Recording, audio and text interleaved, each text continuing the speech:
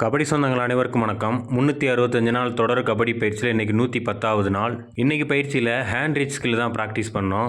Hand reach ஸ்கில்லில் cover and கார்னருக்கு இன்றைக்கி hand reach skill தான் practice பண்ணோம். ஸ்ட்ரெச்சிங் அண்டு ரன்னிங் முடிச்சுட்டு இன்றைக்கி ஸ்பீடு ஃபுட்வொர்க் ட்ரில் ஒரு அரை மணி நேரம் பண்ணோம்.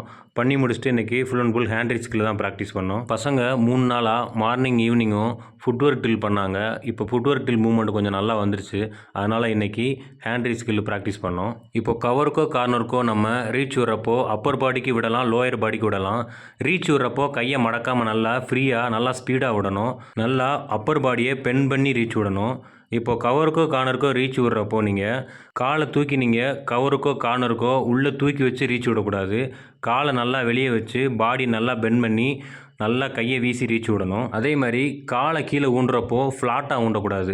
ஃப்ளாட்டாக ஊண்டினோம்னா கால் உங்களுக்கு வலிக்கி விட்டுரும். அதனால் நல்லா டோவை ஊண்டி நல்லா ரீச் விடுங்க. இப்போது கவருக்கு ரீச் விட்டோடனே கார்னர் வருவார். நீங்கள் கை வச்சு ரொட்டேஷன் பண்ணலாம், டுப்கி அடிக்கலாம், ஏதாவது ஒரு எஸ்கேப்பிங் ஸ்கில்லை நீங்கள் யூஸ் பண்ணலாம். அதே மாதிரி கார்னருக்கு போய் ரீச் விடுறப்போ டக்குன்னு ஃபாலோ பேக் வருவாங்க. அதை நீங்கள் பார்த்துக்கணும். அனைவருக்கும் வணக்கம் நண்பர்களே.